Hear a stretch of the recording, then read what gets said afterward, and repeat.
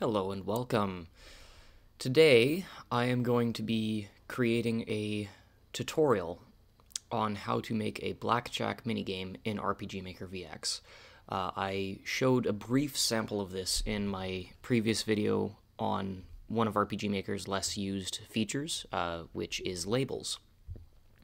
And what we're going to be doing, I'm going to open up, actually,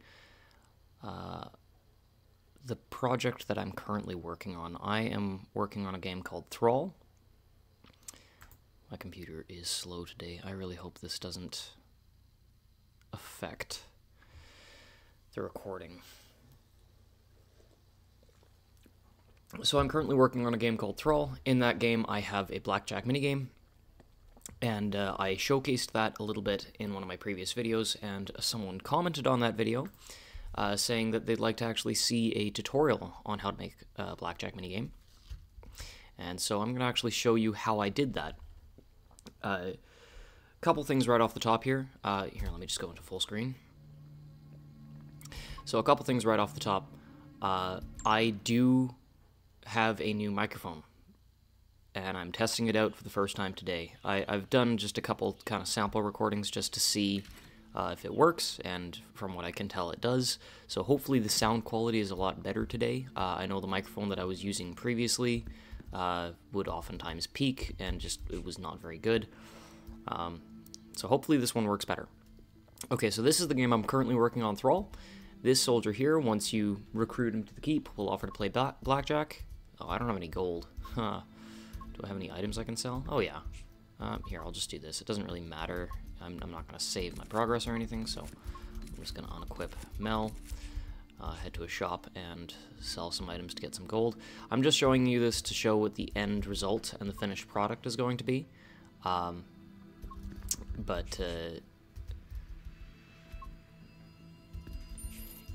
the point of this is just to show you what we'll end up with at the end here. Now, I was just going to do the tutorial and let you learn how to do it by following along, but I'm going to go one step further. Let's first show you what the end result will be. So we're going to play around Blackjack. This soldier here, basically what he does, he'll say, do you want to play? Yes or no, or you can learn the rules. And if you do play, this is what comes up. So there's a table with the deck, a score counter for the player and the dealer, a gold window, and an option to wager. We'll wager 30 gold. We get dealt 2 cards. The dealer gets dealt 1 face-up card and 1 face-down card.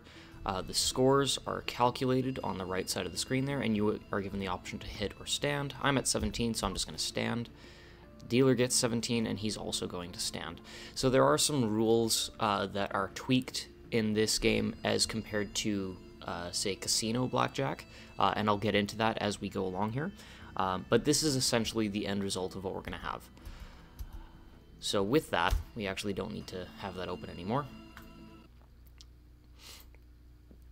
With that, we're going to recreate that here in RPG Maker VX, and I am going to actually go one step further. I was going to just provide this as a tutorial, but I'm actually going to do one step further. I'm going to provide this finished result as a sample project that you can download, and you can either copy the events directly, or you can just download it and make use of the resources. And everything in here is totally free. You don't have to credit me if you don't want to. You can if you do. Just say Blackjack minigame original code by Strack or whatever. But I'm not going to hound you for credit. This is something that you could do on your own if you had enough skill and knowledge. So I don't really care to get the credit. But you can download this. I'm going to put a link in the description to a sample project that you can download and access everything from there, including all of the resources. So, to start, there's a few things we need to do to set this up. First of all, we need to gather some resources. I've got a folder open here. These are all 52 playing cards in a standard 52 card playing card deck. I created these resources myself. I kind of used someone else's cards as a template, and then I tailored some of the graphics. Basically, the only thing I kept was the original dimensions. But this is all 52 card playing cards. Now, the naming scheme for these cards is important, and I will touch on that for a second, but first let's go over what else we have here. We have a file for a face-down card, a file for a full deck, and now these two here are going to be a little bit interesting to go into, so let's do that. I have GIMP open here. Now, the table is our background image. What you'll notice about this, though, as soon as it actually loads in. So our table is our background image, and it has the space for the dealer score and the player score, and then there's this little section here cut out, which is a 32 by 32 pixel square. And what that is actually where the numbers are going to be. So the numbers are not displayed with a line of text, they're actually displayed with an image. And how that works is this image here. If we bring this in, this is our numbers. So this is what the numbers look like. It's from 0 all the way up to 30, because 30 is the highest you can get even if you bust. And what this does, if you zoom in, the background of each of these numbers is actually the missing 32 by 32 tile in here. So what's going to happen for calculating our score and displaying it is the numbers will actually appear behind the table, and they'll be lined up with the grid so that it displays just the number that is necessary. And then it'll calculate the score and say the dealer gets 12. It'll actually move this image until it shows the number 12, and that's what it'll look like on screen.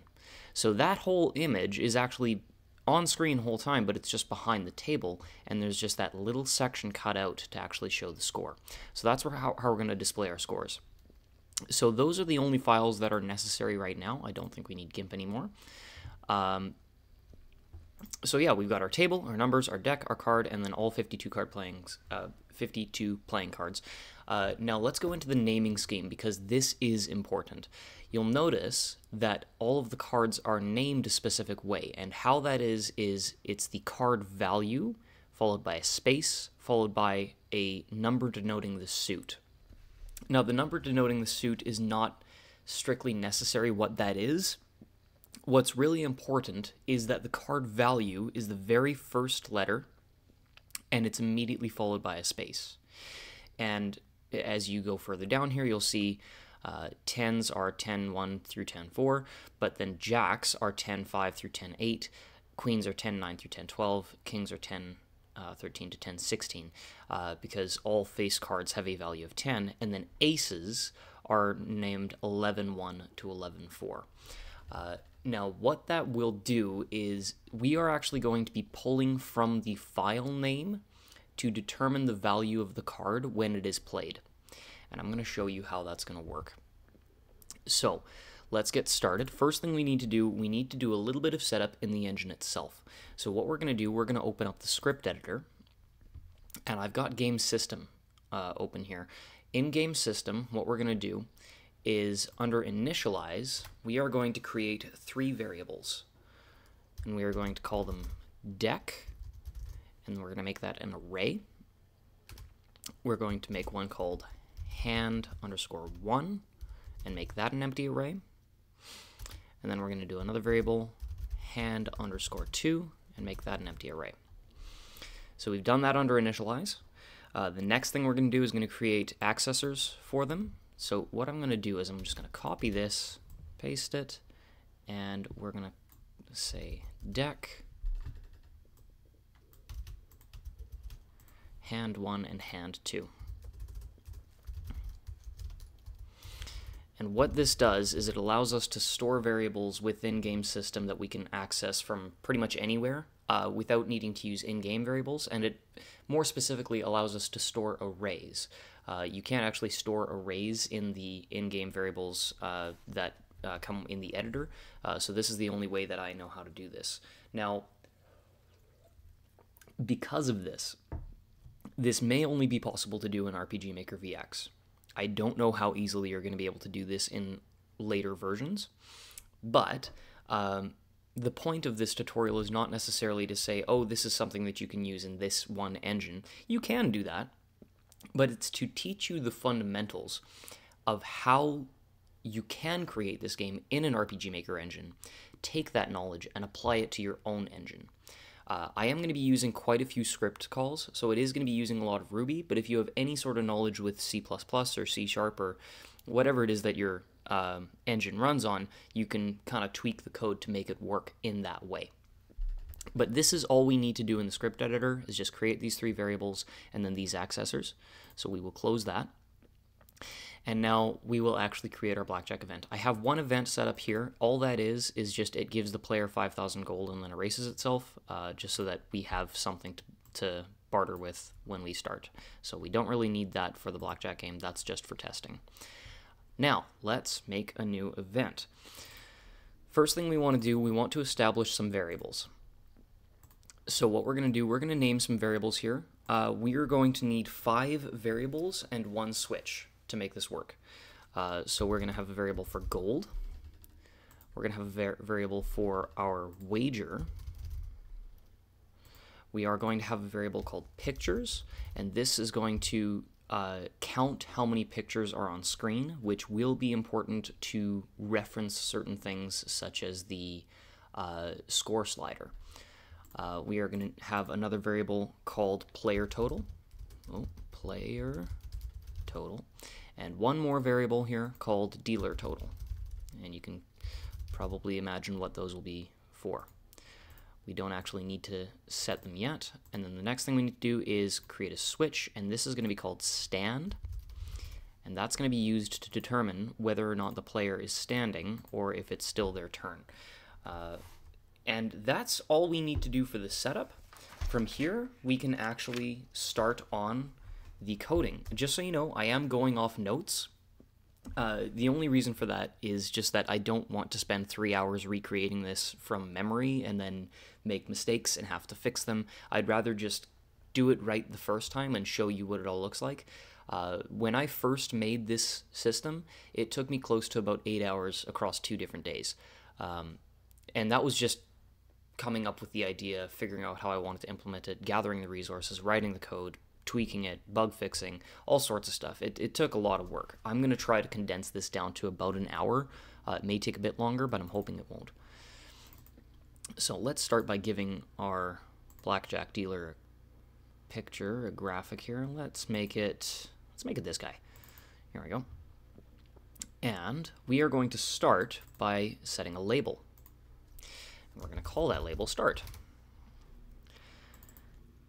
Next, we are going to have the dealer ask a question. Do you want to play a round of Blackjack? And now we're going to show some choices. Yes, no, and let's go with rules. When cancel, we're going to choose choice 2, no. And now we actually, so this is basically just setting up the initial thing. We're not really going into anything too detailed right here. What we're going to do, though, we're going to go with rules. Yeah, so when the player selects rules, I'm not necessarily wanting to do a huge rule set for this, so we're just going to do some placeholder text. We're just going to say, look them up if you want to know. Yeah, he's a bit of a rude dealer. And then after that, what we're going to do is we're going to jump to a label, and we're going to jump to label start. So if you select rules, you can have as many text windows as you want here explaining the rules, and then once it gets to the bottom of that, it'll jump to the label start, which will jump right back up here, and it'll ask the prompt again. You could do this with a loop as well, but I want to avoid using loops because it may mess with things when we start getting into some of the more complex labels. So that's the first option. When no, we're just going to have him say, you know, okay, maybe next time. And then we're going to jump to another label, and we're going to call this one exit, and we're going to establish that label right away, just so we don't forget to, and that's going to be at the bottom of the screen. So if you say no, it's going to jump right down here, and then it's going to process any code after that. In this case, it'll just end the event. Next, we are going to actually see what happens when we say yes. So first thing we want to do, let's actually set our variable, perfect, variable 1. We're going to set that to our party gold. We are then going to set our wager to whatever we want the suggested minimum wager to be. So let's just say 100 gold. And then when we actually get to a point where we make a wager, when we input a number, that will be the number that's already kind of populated for you, and you can adjust it from there. The next thing we're going to do, we are actually going to open up a conditional branch here, and we're going to say if gold, our first variable, is greater than, is greater than 0, then we will actually be able to play the game, so we actually have something to wager, and if not, then we're going to have to exit out. So we're just going to say if we don't have gold greater than 0, we say you don't have any gold. Get woke, son. Oh, that was bad. Why did I say that? And then we're going to jump to label exit. There we go. So if you don't have any gold, he just says you don't have any gold, and then it jumps right to the exit. But if we do have gold, this is where we're actually going to start our game. So we're going to, oh, no, not set a label. We're going to jump to label Blackjack. And now we want to actually create our Blackjack game. So this is going to jump to the label Blackjack, which we have not yet established. So we're going to set that up right at the bottom, above exit, but below all of these choices. So we're going to set up our label, Blackjack. And now everything under here is where our game is actually going to take place. So, what is the next thing we need to do? Now we are going to start by setting up our playing card deck. So what we're going to do a script call. This is under the advanced section. I should probably clarify, this is not a beginner tutorial. This is something that is going to be very complex. It's going to do a lot of script calls, so if you're not comfortable with that and you're not confident in your ability to follow along precisely, or you don't have scripting knowledge, this may be a little bit too advanced for you. But I am going to try to take things as well-paced as I can so that you can follow along, and you can actually copy the code precisely to make this work on your end. So, we're going to do a script call here. We are going to set up our deck. How are we going to do that? We are going to go $game_system.deck. So that was the variable, the array that we set up in game system earlier. And we're going to make that equal to an array. And within this array, we are going to enter in every file name of these cards in between quotations. So we're basically populating this array with a series of string variables, equal to the value of those cards. So let's just go 2 space 1, comma, 2 space, 2, comma, 2 space 3, comma, 2 space 4. Okay, that might not let me do that one, so we're just going to hit enter there. I want to make sure that the strings are all on their own line in a way. And then that's all of our 2s, so we're going to go 3 space 1, 3, oh, hold on, make sure I get the quotation, 3 space 2, 3 space 3, and 3 space 4.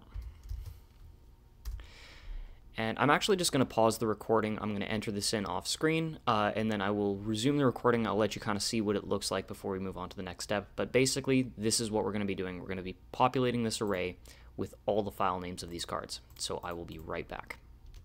Okay, we're back. Now let me just check to make sure I actually did this right. So we got 2 1 2 3 4, 3 1 2 3 4, 4 1 2 3 4, 5 1 2 3 4.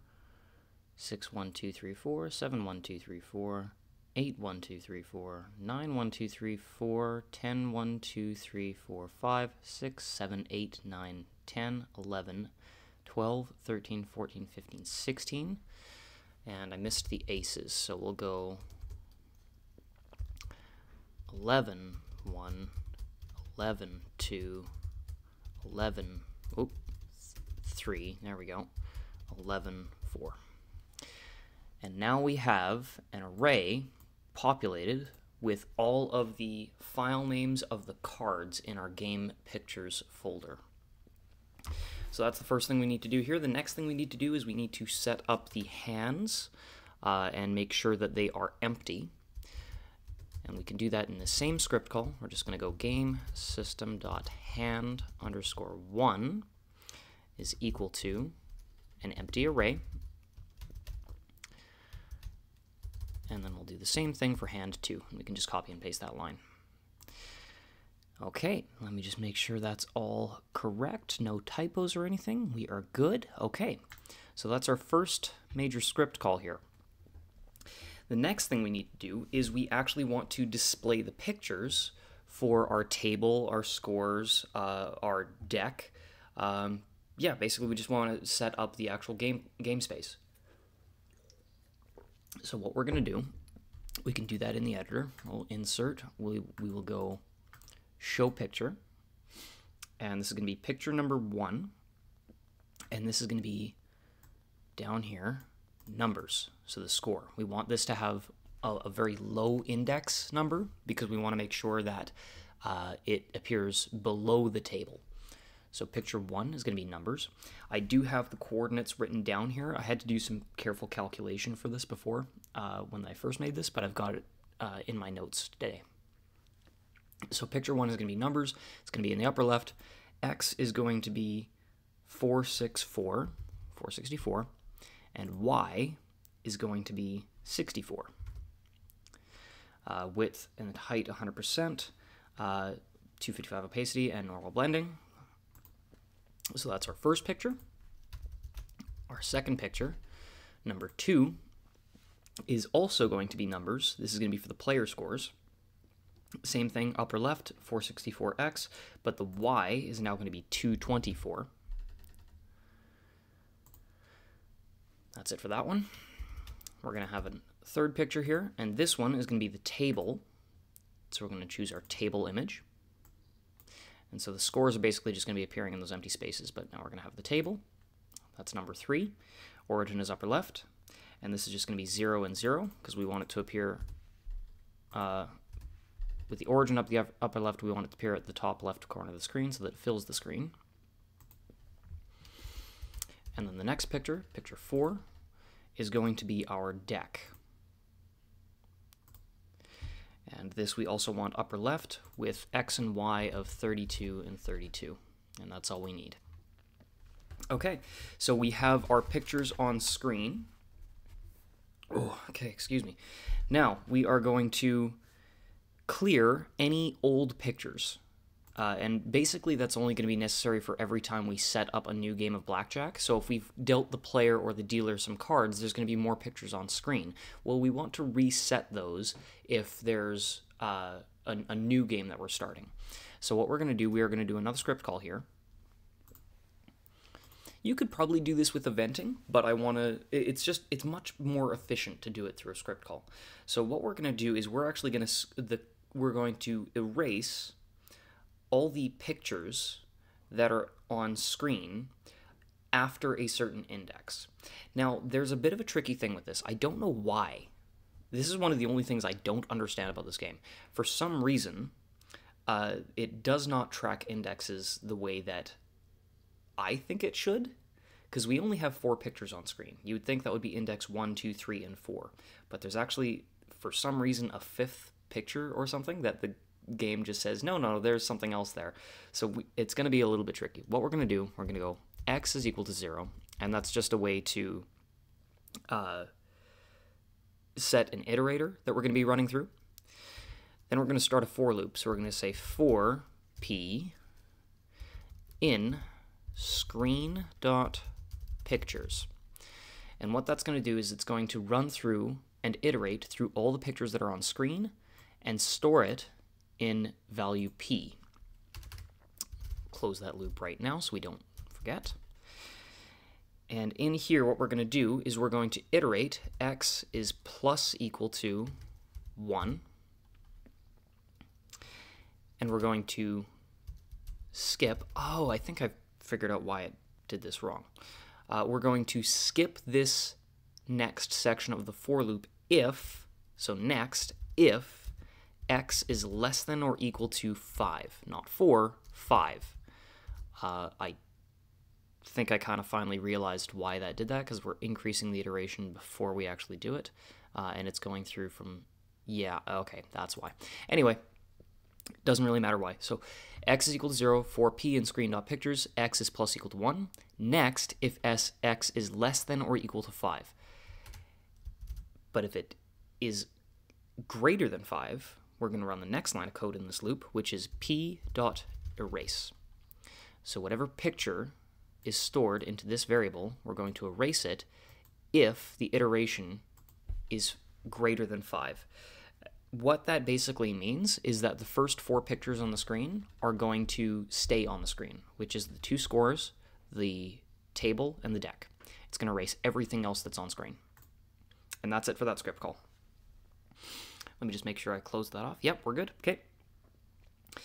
Now we need to set some variables. So we are going to set a variable here. The first thing we're going to do is we're going to set our our picture variable to 4. And that is tracking how many pictures are currently on screen, these 4. We are then going to set 2 more variables here. We're going to set our player total to 0, as well as our dealer total to 0.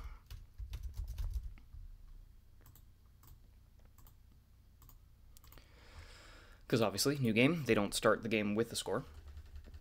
And then the last thing we're going to do here is we are going to set a switch stand to off. And that should basically initialize just about everything we need here. Now what we're going to do is we're just going to do a little bit of fun stuff for a bit of a player immersion. We're just going to do a quick shuffling sound effect. So what we're going to do, we will play a sound effect. We will play the book sound effect. Let's set the pitch to 105 and the volume to 80. I believe that's 105, or is that 110? No, that's 110. There we go, 105. Yeah, so book 80, 105. And what we will do is we will wait 1 frame. And then we're going to do this again. We're going to copy those 2 lines of code like 6 or 7 times. And each one, we're going to increase the pitch of the book sound effect. So it goes 105, 110, 115, 120, 125, and we're just going to do this all the way up to 150. 125, 130, 135, 140, 145, and 150, and we don't have to have the 1 frame of wait after the last sound effect is played. And so what that's basically going to do is it's going to play these sound effects just in rapid succession in like an ascending pitch, and it's going to sound like a very fast shuffling of cards. And that's just for player immersion. That's not really necessary to make the game work, but it is kind of a fun little thing. So, excuse me, okay. The next thing we need to do is we need to set up our wager. So once we've shuffled and we've established the setup, we are going to have the dealer ask, how much would you like to wager? And here we are going to input a number. Input number, and it's going to be in variable 2, which is our wager. And let's go 3 digits, so they can wager anywhere from 0 to 999 gold.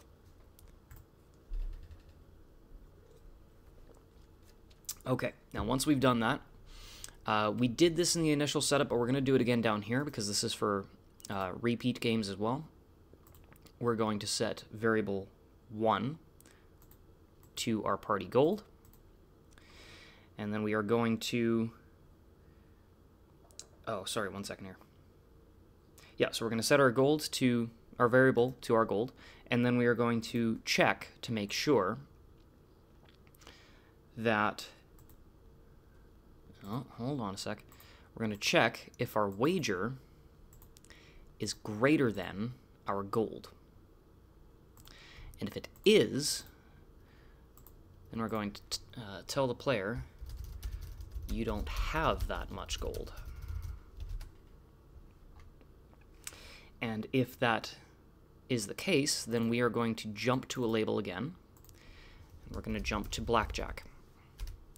So if you make a wager and you don't have enough gold, if the amount of gold you have is less than what your wager is, it's going to say you don't have enough gold, and it's going to jump to label Blackjack, which is back up here, and it's just going to run through it again. And then it'll ask you how much you want to wager again. There is a bit of a catch-all here in that you can just wager 0 gold if you don't have gold for some reason, but at the very start, it actually checks to make sure you at least have some gold. But if your wager is, if the wager is less than or equal to your gold, we can actually continue, which actually means we don't need to set handling, because basically this just resets it if you don't, but if you do, then it will just go to the next line of code. And what we're going to do here is we are going to jump to player deal. And that's going to be where we deal the player the first card. Now, I am going to insert another line right after this, because this is where I'm going to want to set up the player turn, but we're not going to work on that right now. First, we're going to work on the player deal. So once you've got to the bottom of this section here, it's going to jump to the player deal. I've set up the player turn, but we are going to set up another label here called player deal. And this is the section where it's actually going to deal the first card to the player. So what we're going to do, once again, we are going to start with the script call. And what we're going to do here is we are going to take a random card out of the deck that we've established. We are going to put it into the player's hand, and then we're going to erase that card from the deck. So how that's going to work is we're going to go... here's the thing. This is as much as you can fit in one line of code. So we need to condense things a little bit and create some placeholder variables that can reduce the length of the line of code to make it all fit. So we're going to go deck is equal to game system.deck. And that way, if we want to reference this, all we have to do is reference this. We don't have to type out this entire line. We're then going to go C for card is equal to deck dot, or sorry, not deck, dot, just, yeah, C is equal to deck, which is an array. So we're going to have the square brackets here. And we're going to, within these square brackets, go rand deck dot size. And what that's going to do is it's going to assign this variable to a random number, or to a random card within the deck, and it's taking the entire size of the deck to determine the random number. So it's going to be from 0 to the total size of the deck. So that's our card. Then what we're going to do, we're going to go game system dot hand underscore 1 dot push C. And what that's going to do is it's going to take this value and it's going to push it into the player's hand at the end of that array. And the last thing we need to do here, game system dot deck dot delete C. Oh, there we go. And that's going to remove that card from the deck. So we've picked a random card from the deck, put it into the player's hand, and removed it from the deck. So that's all we need for that particular script call. The next thing we need to do, this is going to be another script call. This is how we're going to, oh, sorry, my throat's just a little bit sore here. So this is where we're going to actually display the card on screen, and we're going to give it a little bit of an animation. We're going to have it flip up on top of the deck in the corner, and then move down to the screen to show it being moved to the player's hand. We're not just going to have it appear in the player's hand. We want it to appear on the deck and then move to the player hand. So what we're going to do, first thing, is we need to update how many pictures we have on screen. So this is going to be game variables at 3 is plus equal to 1. You could do that in like a... You could just do that with this here, control variable pictures plus 1. But we're just going to do it in the script call just for efficiency's sake. So game variables at 3 is increased by 1, so we've got one more picture that's going to be going on screen. N is equal to game variables. Oh, geez, did I spell that right? Yes, I did. Okay, we're good. Game variable. Oh, sorry, not game variables. What am I doing? Oh, yeah, no, sorry. I'm a little scattered today. N is equal to game variables dot 3. So this is basically keeping track of how many pictures are on screen. This is going to be the ID of the new picture that goes on screen. Hand is equal to game system dot hand underscore 1. And that's just going to be a condensed way of referencing that. C is equal to hand, which is an array. It might only have one card in the player's hand right now, but it is still an array with one value in it. And we're going to take the last value in that, so hand.size minus 1. Now the reason why it's size minus 1 is because hand.size, let's say there's 3 cards in your hand. Size will say that the size of the array is 3, but the IDs of each of those values start from 0. So if there's 3 cards, the first card is ID 0, second card is ID 1, and the second card is ID 2. So if we're going to reference the last card in our hand, the one that just got added, we need to reference the size minus 1. So that's the card that's going into our hand.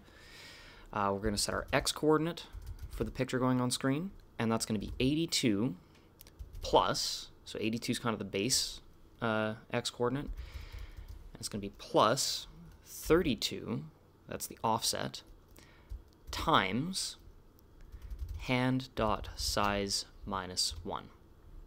Not hanad, hand.size minus 1. And so this is going to set the base x coordinate and then increase it by 32 pixels for every new card that gets added to your hand, so they sort of cascade instead of all appearing one on top of the other.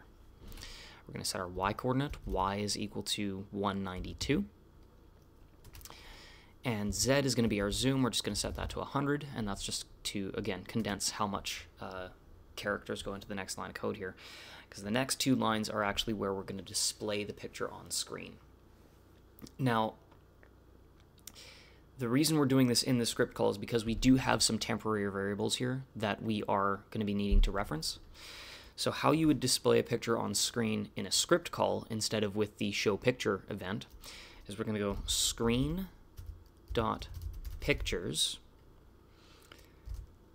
within an array, and the ID of the picture we're going to be displaying is n, the one that we updated there, and we're going to go dot show.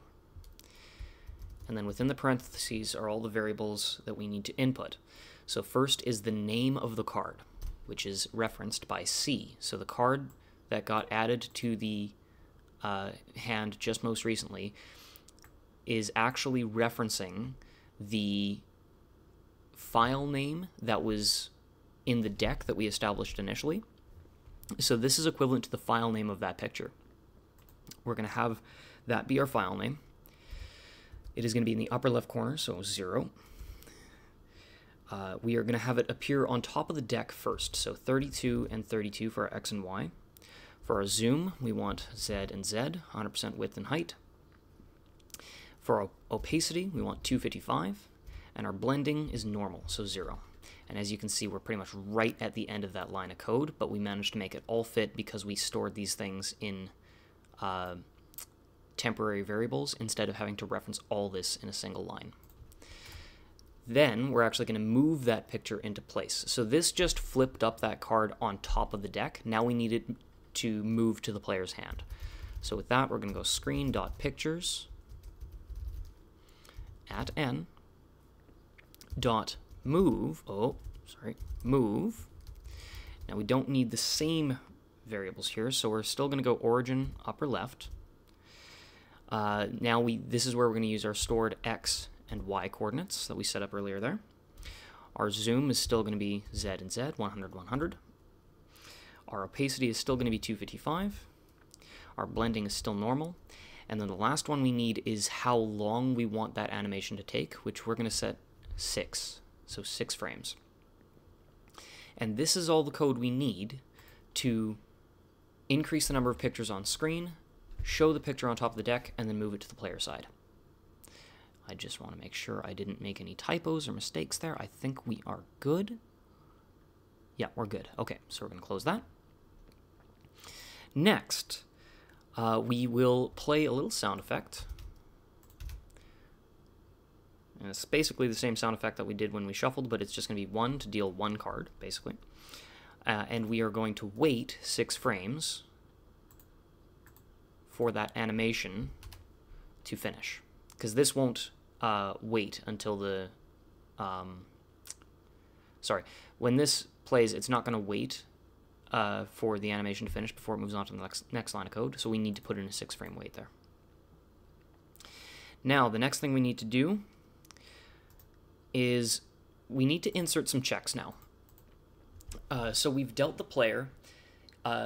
When we're still setting up the game, we want to deal a card to the player, a card to the dealer, a card to the player, and then a face-down card to the dealer. And so what we're going to have to do is we need to check to see how many pictures are on screen, and based on that, we will know how many cards have been dealt, and then we can move on to the next line of code. So what we're going to do, we're going to check with conditional branch if variable 3, our picture variable, is equal to 7. And we are going to have handling if it doesn't apply. Why 7? Because the first 4 pictures are the scores, the table, and the deck. The 5th picture is the first card dealt to the player. The 6th picture is the first card dealt to the dealer. And the 7th picture is the last card dealt to the player. After that, we want to deal a face-down card to the dealer. So if picture is 7, then we know that we're at that point. So we're going to insert a jump to label code here. And I'm going to call this deal blank, not black, blank. Make sure your labels have the correct names and that they are accurate, because otherwise it won't work. So if it's at 7, it's going to deal the face-down card. But if it's not at 7, then we're going to add one more check. And we're going to see if pictures is greater than 7. And we don't actually need handling for this, and I'll explain why in a second. If it's greater than 7, then that means not only have all the player cards been dealt, but the face-down card has also been dealt. And now anytime we run through this player deal thing where we deal another card, we know that the next thing to do is calculate the player's total and give the player their turn. So what we're going to do is we're going to jump to another label called player turn, which we established at the top up here. And between player turn and player deal is where we'll actually put that all in, but I will get to that when we get to that. So those are all our checks, and that's actually the entire player deal section. So we checked, we pulled a card from the deck, put it in the player's hand, and removed it from the deck. We increased the number of pictures that we are tracking on screen and actually displayed the picture and moved it into place. We played a little sound effect, and then we added some checks to see what the next move is. Now, here's the thing. If it's equal to 7, we deal the face-down card. If it's greater than 7, we go to the player turn. But if it's less than 7, then we would go to the next line of code. We could do a jump to label, but we actually don't need to, because the next thing we're going to be doing is setting up our dealer deal. So we don't actually have to jump to the label because it's the very next thing on the list. So the dealer deal is actually going to be fairly similar to the player deal, but I'm going to run through everything we're going to do again, but I'm going to go over some key differences here. Now, there's a couple of things we need to go into here. Give me just one quick second here. Okay, sorry about that. So there's a couple things that we're going to have to do here. Let's set up the dealer deal as though we're going to deal them a face-up card. But there is going to be one point where we're going to actually have to check to see if the card that's being dealt is the one that's already face down. So we will get to that, but first, let's run the code for actually figuring out how the dealer gets dealt a face-up card. And so this is going to be basically the same line of code we did for the player, but some of the values are going to be changed. So what we're going to do, it's going to be deck is equal to gamesystem.deck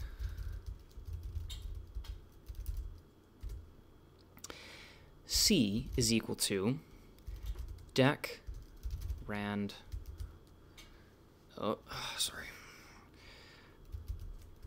deck dot size. There we go. Close that off. We're good, yeah. And then we're going to go game system hand 2 dot push C. So once again, we're taking a card, a random card from the deck, we're pushing it into hand 2, the dealer's hand, not the player's hand. And then we need to erase game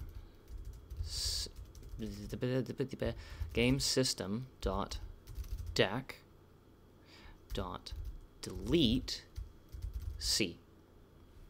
So we've taken a card, random card from the deck, we've pushed it into the dealer's hand, and now we've removed it from the deck. Next line of code here is, once again, it's basically going to be the same thing here, but again, there's going to be some changes, so I'm going to write through everything again. It's also just kind of good practice to make sure that you're, keeping track of everything. And so what we're going to do, game variables at 3 is plus equal to 1, so we're increasing the number of pictures we're tracking on screen. N is equal to game variables at 3. That's our ID. Then hand is equal to game system dot hand underscore 2, not hand 1, hand 2. C, the card that we're going to be naming here, is equal to hand dot, hand at position, hand dot size minus 1. There we go, yep. Now we're going to set up our x coordinates, so x is equal to 82 plus, once again, 32 times hand dot size minus 1.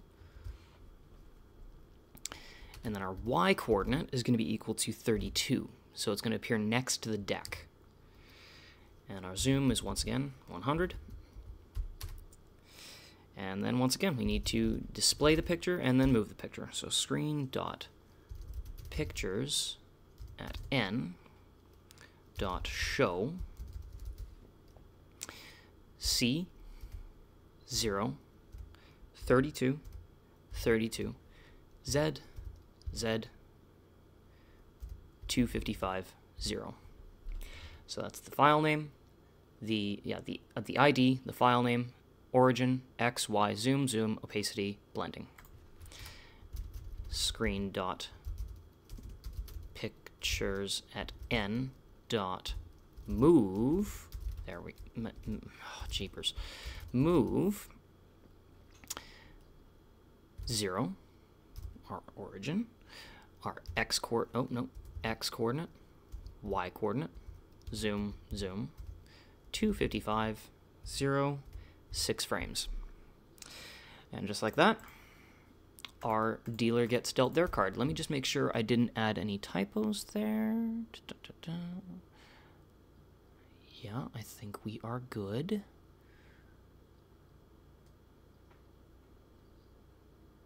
Yep, we're good. Okay. Then again, we're going to play the sound effect and wait for 6 frames. We'll just copy those down. Let me just make sure. I do believe that is everything. Give me one quick second here. And we're back. Okay, so yes, this is what will happen now when the dealer gets dealt their card. but we need to actually add in a check here. And that check is going to be whether or not the card that the dealer is flipping over is one from the deck or the face down one they got dealt initially. And so what we're going to do is at the top of this label where it says dealer deal, we're going to add a conditional branch. And this is going to be a script call within a conditional branch. So if you go to the fourth tab under script, we are going to check to see if screen.pictures at 8 dot name is equal to card, and make sure that's between the parentheses. What that's basically doing is checking to see if the 8th picture on screen is this face down card here.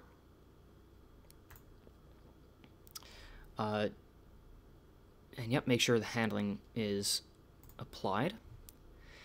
And now what we're going to do is everything we just put in here, the 2 script calls, we are going to put that in the else statement. So just cut and paste. And if not, basically what we're saying now is,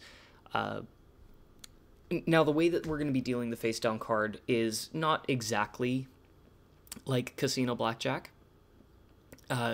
We're just going to be kind of playing a bit of a trick on the player. The card that gets dealt face down will not actually have a stored value. It will only get its value once the it will only get its value once the card actually gets flipped up. So what we're going to do to start is we're going to actually take this first script call and paste it in there. So that takes a random card out of the deck, pushes into the hand, and deletes it from the deck. And then the next thing we're going to do is one more script call, and this is just going to be to flip the card up instead of deal the card from the deck. And so what that's going to look like is, oh, sorry, I keep getting my sleeve in the way here. Hand is equal to game system dot hand underscore 2, not 3, 2, there we go. C is equal to hand at hand dot size minus 1. X is equal to 82 plus 32 times hand dot size minus 1. Y is equal to 32. Z is equal to 100. 100, there we go. And now all we need to do is screen dot pictures at n. Oh, sorry, not at n, at 8, because we know the ID of the picture. The face down card is always going to be ID 8. Screen dot pictures at 8 dot show C, that's the name of our new card, 0, X, Y, Z, 255, and 0. So what this is doing is it's taking the card, it's checking to see if picture 8 is named card, and if it is, it's going to replace that picture with a new picture, which is the actual dealer's new card, and it gets its value in that moment. Let me make sure I didn't have any typos. I think we're good. Yep, okay. And that's really the only catch we need to do there. Is if it's a face down card, we're going to flip up a new card in its place. If not, we're going to add a new picture and deal a new card. Either way, though, we're going to play the sound effect and wait the 6 frames. And now the next thing we need to do is add a check to see what happens next. Because if we deal with the dealer a card, one of 2 things is happening. We are either setting up the initial deal, where we go player, dealer, and then we jump to the player's turn, or the player has stood at their current score, and now it's the dealer's turn exclusively. So this is where our switch is going to come into play. So we're going to add a conditional branch. If our switch stand is equal to on, what we're going to do is we're going to jump to a label called dealer turn. So basically, if the player has stood and they're resting on their score, then after the dealer gets dealt their card, instead of going to the player's turn, it's going to go to the dealer's turn. However,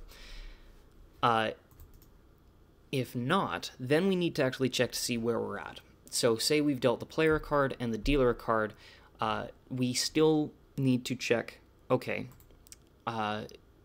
do we have to deal the player another card, or can we just jump straight to the player's turn? Because if we go player, dealer, now we just jump to the player's turn. But if it's player, dealer, we still need to deal the player one more time before we start their turn.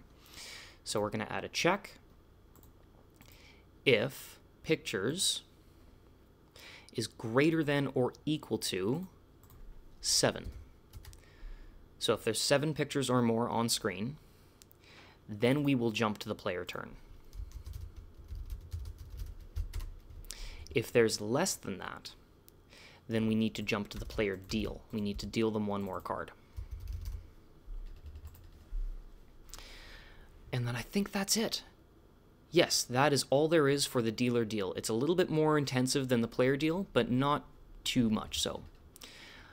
Now, the next thing we're going to do is actually set up our code for dealing that face down card. And we're going to do that at the end of this section here in a new section that we're going to call deal blank. We already established that label up here, so we know if we're going to deal a blank card, this is going to jump right down to this label here, and that's where we're going to continue our code. So what we're going to do here, this is actually just one script call that we need to do, and that's it. We are going to set game variables at 3 to plus equal to 1, because we're adding a new picture on screen. We are then going to set n to game variables at 3. That's our identifier. C is equal to card. That is the name of this file here. X is going to be equal to 146. Oh, Y is equal to 32. Z is equal to 100. And now we're going to go screen.pictures at n dot show C origin of 0, 32, 32, X and Y, Z for the zoom, 255 opacity, and normal blending. And then screen.pictures at n, oh gosh, there we go, dot move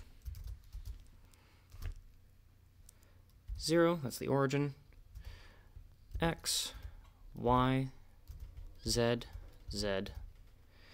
255 opacity, normal blending, 6 frames. So what we've done is we've increased the number of pictures we're tracking on screen, set that as our ID, set the C to actual specific file name, set our X, Y coordinates and our zoom, showed the picture of the face down card on top of the deck, and then moved that to the dealer's position.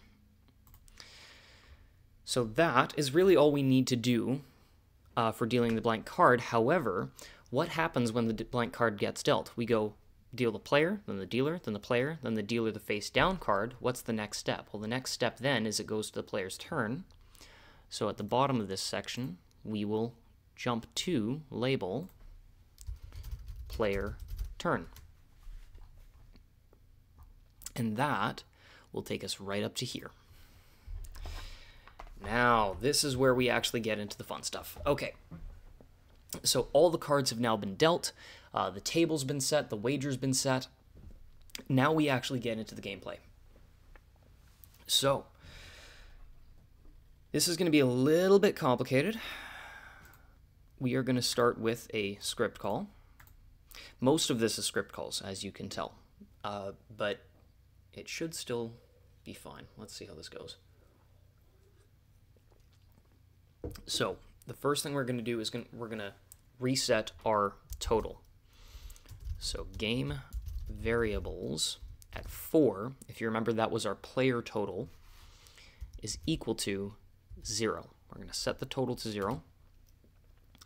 And now we're going to open up a for loop. So for C in game system dot hand underscore 1. We'll just close that loop now. What this is doing is it's running through the entire player's hand and storing the string value that's within that array into C. What we're going to do, we're going to create a temporary variable n, and we're going to set that to C dot split, open up some parentheses, with 2 backslashes separated by a space. C dot split, followed by that line of code there. And what that is doing is it is taking the file name and it is separating it into its separate components anywhere where there's a space in the name. So let's go back to our files here. So let's say, take this one as an example, 2 space 1. What this line of code is doing is it is taking that file name and separating it, storing both values into an array with the values of 2 and 1. As another example, 10, 11 here, it would be separating it into 10 and 11, 2 separate values into an array stored into n. Then what we're going to do is we are going to increase game variables at 4, so our player total. We're going to increase the player total. So game variables at 4 is plus equal to n at 0 dot 2 underscore I. So what that's doing is it took that string, split it into its separate components, put it into an array. We're going to take the first value, which is the value of the cards. That's why this naming scheme is important. Convert it to an integer, because it is still currently a string, and then add that number to our player total. And that's how we're actually going to track our scores. That is the first part of calculating the player score. So we'll leave that there right now. There is, however, another thing that we need to take into consideration, which is what if you have an ace? Well, an ace can be worth either 1 or 11. How do you determine that? Well, if you have less than 21, then the ace is worth 11. But if you go over 21, that ace is then going to be worth 1 so that you don't bust. So what we're going to do is we're going to do another script call. Now that we've determined our current score, we're going to check if game variables at 21, game variables at 4 are player total, if it is greater than 21. I like to close off all my if statements and for loops right away so that I don't forget. So if it's greater than 21, what we need to do is we need to cycle through all the cards in the player's hand and determine if any of them are aces. And if they are, we need to change the value of that. So for C in game system dot hand underscore 1, so we're running through all the cards in the player's hand. Let's close that for loop. N is equal to C dot split. And once again, we're storing the separate components of that file name into N. If N at 0 dot 2 underscore I is equal to 11. So we're checking to see if the file name here, the first section, is equal to 11. And if it is,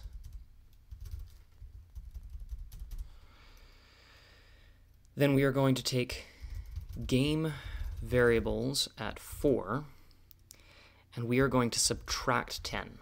So game variables at 4 minus equal to 10. We're taking the player total, taking 10 off because we're taking that card that's worth 11 and making it worth 1.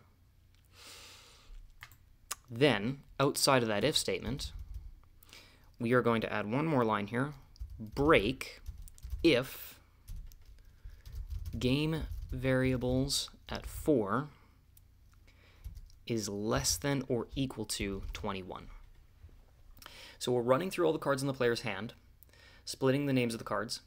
If one of those cards is an ace, we're going to subtract 10 from the player total, and then we're going to check if the player's total is less than or equal to 21. If it is, we don't need to change any more card values. So we're going to break completely out of that for loop. We're just going to stop cycling through the cards.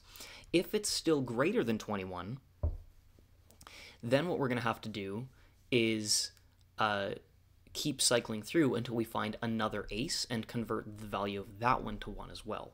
So it's only break if it's less than or equal to 21. And let me just make sure I don't have any typos. Game variables 4, game system hand 1. Yeah, I think we are good there. We're good. Okay. And all our loops and statements are closed off. So that is how you determine the player's score. Now we're actually going to show how to display the player's score. So in another script call, n is equal to, and this is going to be the name of our file here, numbers. X is equal to 464 minus 32 times, game variables at 4, our player total. So what this is doing is it's taking x coordinate 464, and it is subtracting whatever 32 pixels for every point that the player has, which is going to move our score slider into the correct position so that it displays the score correctly. Then y is equal to 224, because that's the coordinate for our player score section. Z is equal to 100. And now here we go. We'll go screen.pictures at 2, because we know that's the ID. Oh, I made a mistake there. Pictures at 2. 2 is the ID of our player score slider. Dot show. We want show, not move, because we want it to instantly appear in place. We don't want it to slide in place. Otherwise, there'd be a little bit of a weird, glitchy graphical effect. So show n, that's the name, origin of 0, x, y, zoom, zoom, 255 opacity, normal blending. Is that all correct and in place? I do believe so. Yes, it is. Okay. Now the next thing we need to do is we need to determine the opponent's score. And how we're going to do that is we're going to copy all 3 of these script calls. We're going to paste them underneath, but now we're going to make some adjustments. We're going to change everywhere where it's game variables 4. I'm sorry, let me mute my phone here. I keep getting notifications, and it is very distracting. There we go. So anywhere it says game variable 4, we're going to change that to game variable 5, because we want to adjust the dealer total, not the player total. And anywhere it says hand 1, we're going to hand 2, because we want to iterate through the dealer's hand. We're going to adjust our y coordinate from 224 to 64, so that it's in the dealer's score section. And where it says screen pictures 2, that's going to be changed to screen pictures 1 to make sure that it moves the correct picture. So game variables at 4 is now equal to 5. Hand 1 is now hand 2. Game variables at 4 is now 5. That's all we need for that one. For this call, if game variables at 5 is greater than 21, hand 2, we're going to iterate through. There we go. Game variables at 5 is minus equal to 10, and break if game variables at 5 is less than or equal to 21.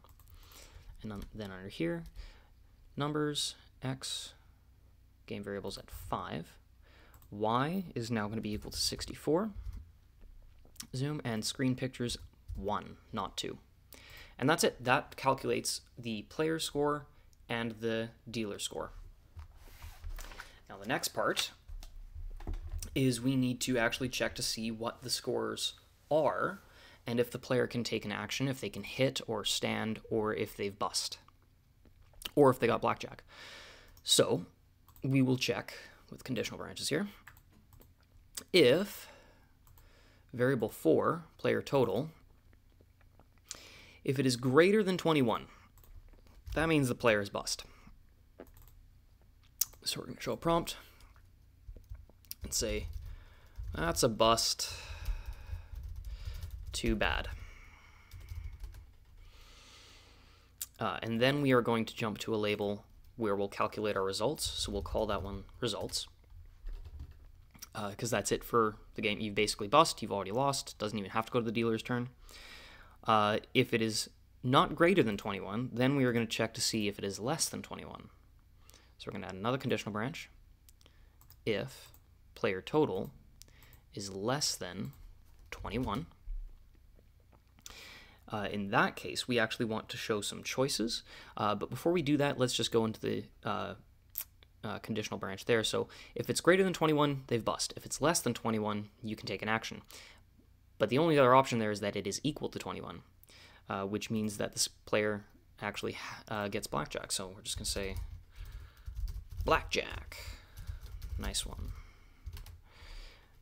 And then we are going to immediately set the switch stand to on, because basically the player's just going to automatically stand. They've got a perfect score. And in that situation, then we would go to the dealer's deal. Because the player's done their turn, the next thing to do would be to flip that face down card, so we're going to deal that dealer card. However, if it is less than 21, this is where we want to show some choices. So you have the choice to either hit or stand, and we'll make the disallow option stand, so you can just, press 2 buttons to do it. You don't actually have to cycle through the options. So show choice, hit or stand. When you hit, that means you're going to deal another card. So we're going to jump to the label player deal. From the player deal, it'll deal the card, and then it'll jump to the player turn, where it calculates the scores, and it runs through all this again. And if you say stand, then once again, we're going to turn that switch on. And then once again, we are going to go to the dealer deal. And that is it for the player turn. We calculated the scores of the player and the opponent. We adjusted the sliders. We calculated the results. And then we gave the player an option if they have the ability to do so. So that's the player turn. Now we need to set up the dealer turn. So we're going to do that right after the player turn, but before the player deal.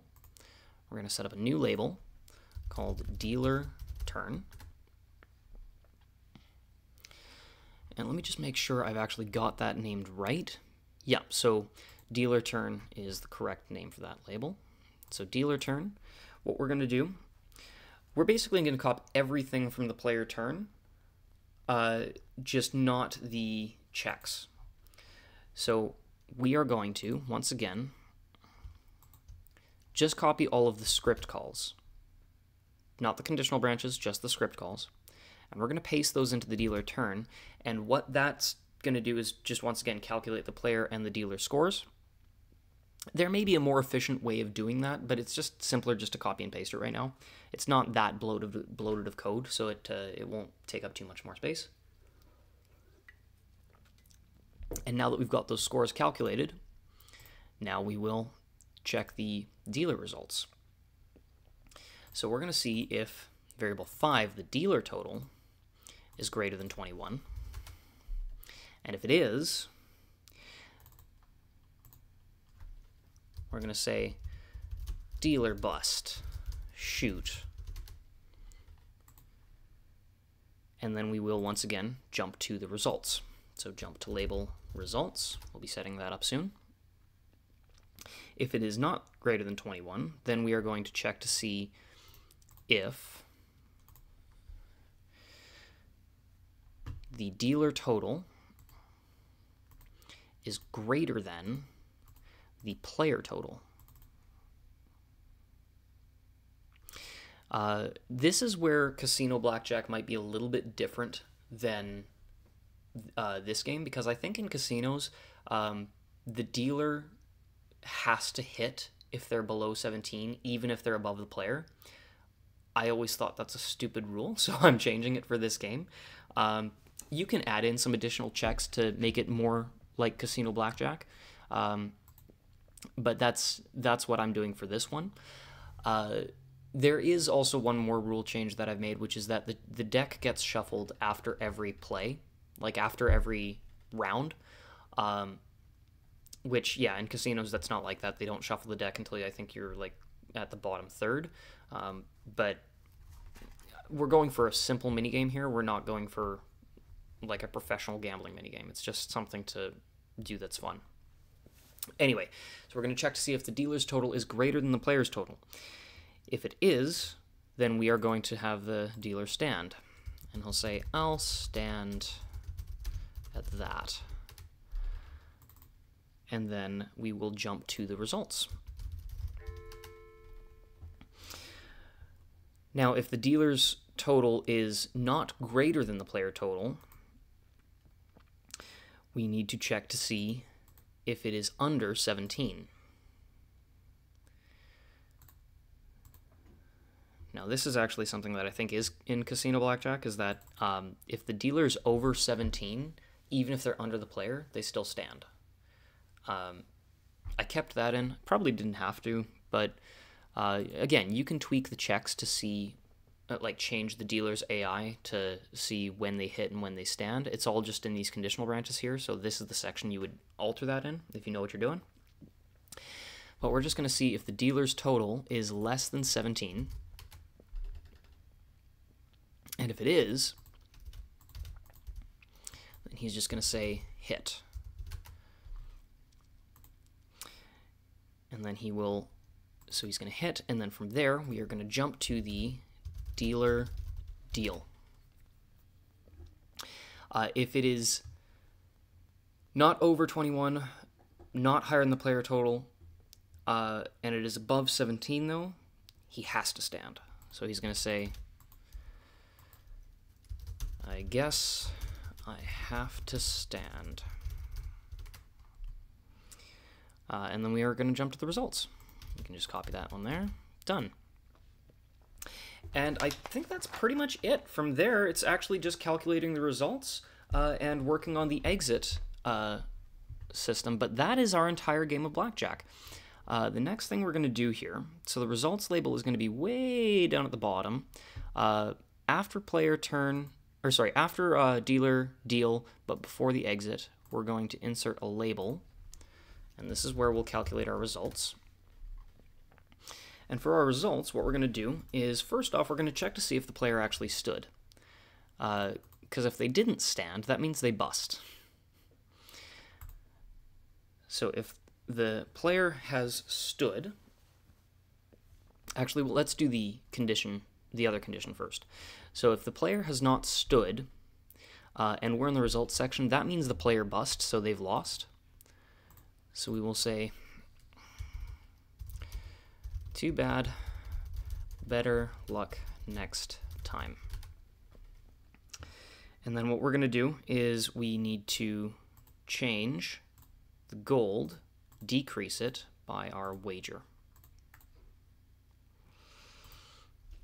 And then we'll add a text window, oops, just in the middle of the screen here with a dim background to say, you lost V2 gold, which that basically is actually just going to display the variable for our wager of how much gold we lost. And then from there, the next thing it would do is just go right to the next line of code, which is the exit, so we don't need to jump to that label. Oh, excuse me. However, if oh, sorry. Okay, so if the player did stand, now we need to check to see who has their higher score. So we're going to check if player total is greater than the dealer total. That means the player won. We'll just copy these lines here and alter them. So the player won. We'll say you win. Good job. And we will increase our gold by our wager and say you won. that much gold, and we'll make it exciting. There we go.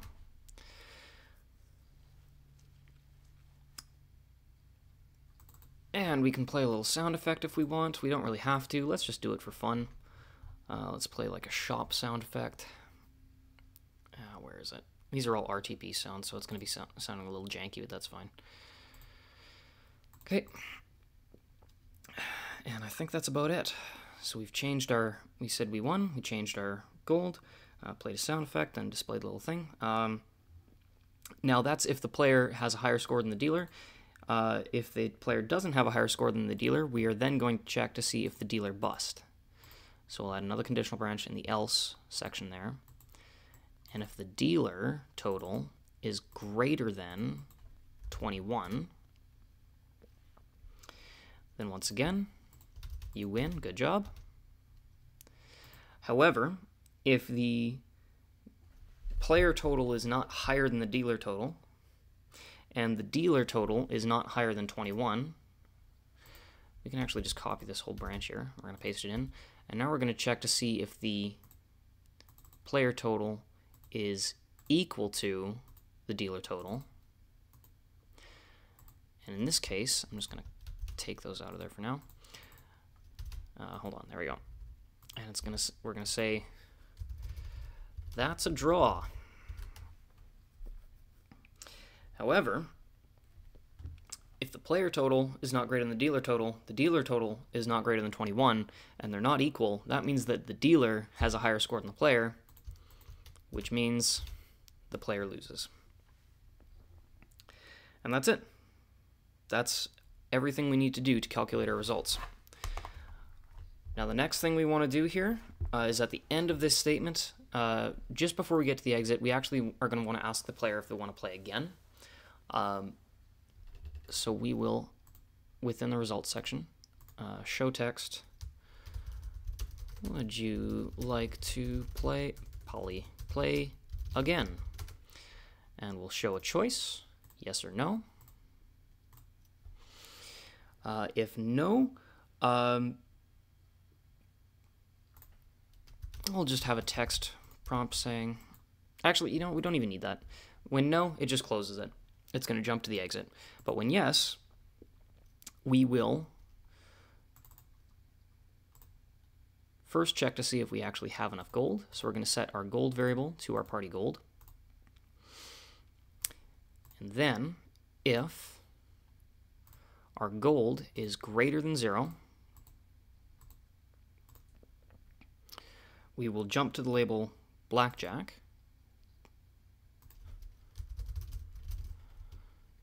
to run through all of this again. And if not, then we'll add a text prompt saying, you're out of money, bud. And then we will jump to the exit. Which we don't actually have to jump to that because it's the next line of code here. So yeah, we've got, would you like to play again? Yes or no. If you say yes and you have enough gold, it'll jump to Blackjack and it starts all over. If you don't have enough gold, it'll just jump to the next line of code. And if you say no, it'll just jump to the next line of code, which is our exit. Now, exit, this is where we only need 2 lines of code for this. It's actually going to be really, really simple.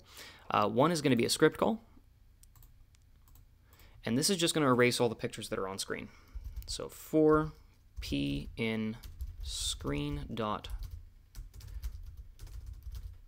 oh my gosh, pictures, p dot erase, and that's it. Keep in mind, this will erase every picture on screen. So if you're using pictures for things like a heads-up display in your game, this will interfere with that. It's also a good idea, like if you're doing things like overlays or fog effects and you're using pictures for that, don't have this event system running in a place where those are active, because it will erase all the pictures on the screen.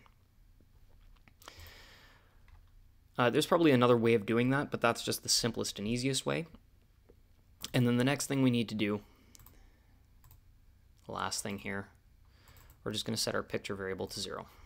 And that's it. That is the entire game of Blackjack. It's done. We can test this. We can play this right now. So let's give it a shot.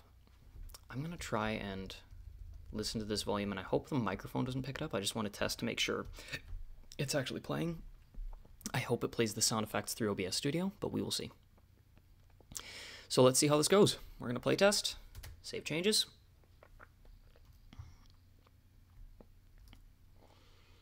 New game. Oh, let's go full screen for this. There we go.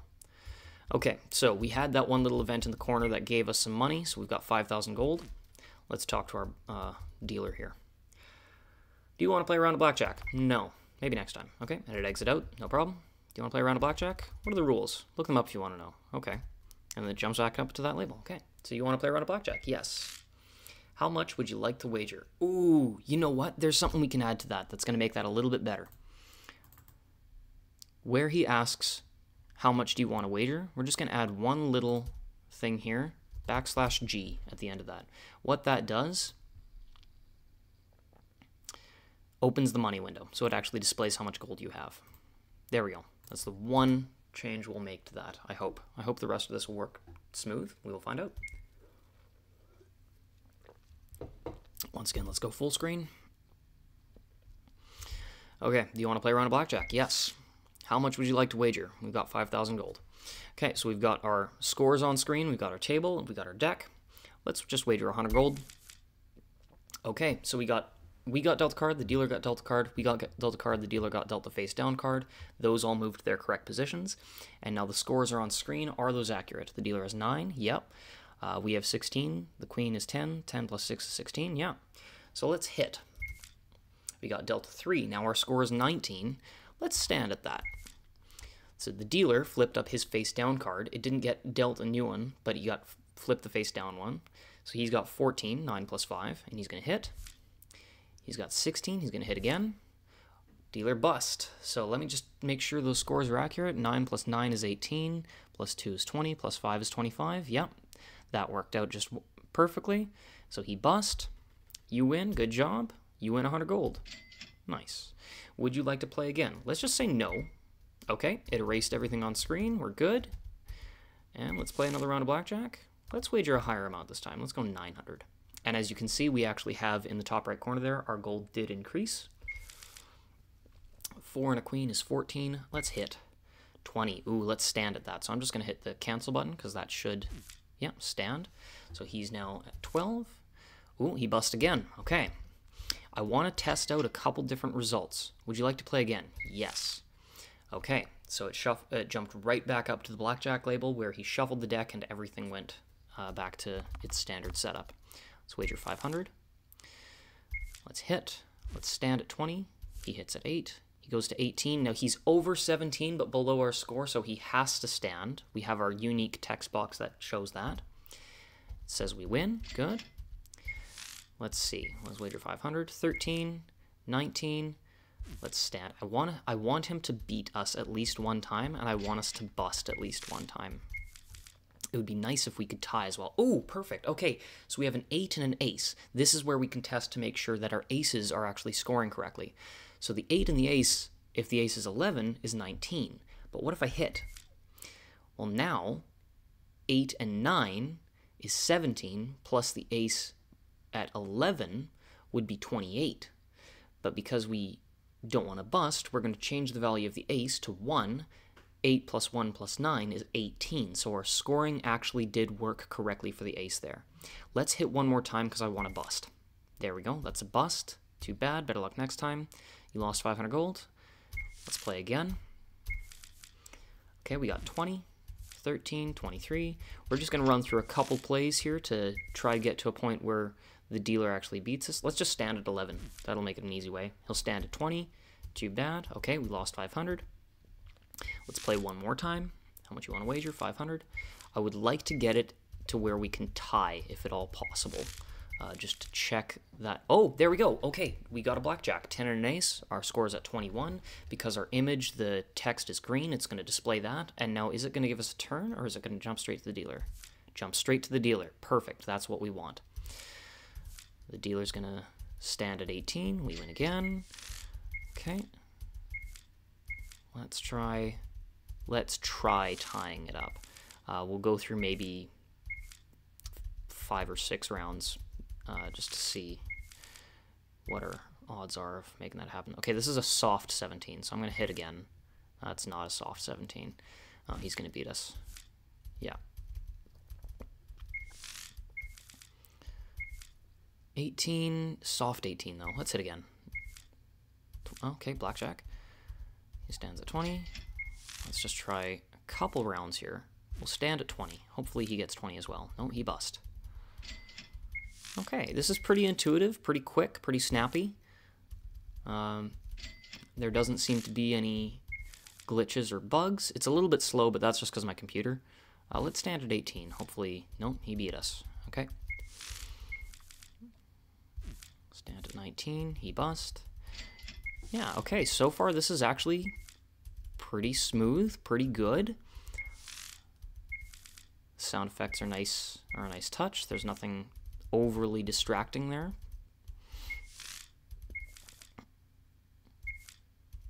Okay. Let's go maybe 3 more rounds to see if we can tie it. And if not, then we'll just kind of have to trust. I mean, obviously I would do a lot more testing if I was going to implement this in my game. I'll do one more here. 12, yeah, no. Okay, I can't see if it's going to work if it ties, but it should. Our logic was pretty sound there. So yeah, that is the entire game of Blackjack. I am going to spend a bit of time off recording here, inputting some rules into the rules section here, and then I will extract this entire project. I'll compress it, put it in a zip folder, and I'll put it up as a free download where anybody can go and download it. All of these resources will be included in the download, and they are free to use. You do not have to give credit. So you can literally just take this as a standalone project and build your project around it, or you can just go into the project, copy this guy, and paste him into your project, give him your own sprite or whatever, change up some of the dialogue, whatever you want to do, and it will work the same way as long as these images are in your graphics pictures folder. And I will add a note folder as well, just with instructions for setting up your variables and switches, as well as your game system variables. So you can just download it, and it's basically ready for you to use. Or if you felt like following along through the tutorial, this is how you make Blackjack in RPG Maker VX. So I hope this helps you. I kind of had some fun doing this, actually. I liked the planning that went into this video, so I wouldn't mind doing more videos like this in the future. If you want to see more tutorials, let me know. And yeah, I will see you next time.